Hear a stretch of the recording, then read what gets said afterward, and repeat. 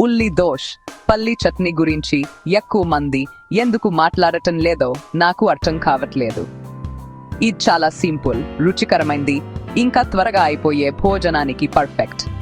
పదండి మొదలు పెట్టేద్దాం. ముందుగా కొంచెం దోష్ పిండి తీసుకోండి.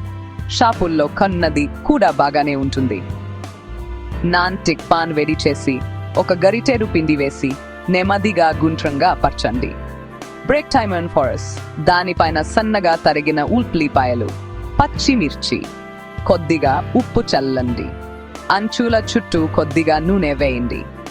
అడుగు భాగం బంగారు రంగులోకి మారే వరకు కాల్చి తర్వాత సగానికి మరవండి. పల్లి చట్నీ కోసం వేయించిన పల్లీలు, వెల్లుల్లి, పచ్చిమిర్చి, ఉప్పు, కొద్దిగా నీళ్లు కలిపి మెత్తగా అయ్యే వరకు రుబ్బండి. మీ దోజను చట్నీతో వేడివేడిగా వడ్డించండి. అంతే, క్రిస్పీగా, కారంగా చాలా బాగుంటుంది.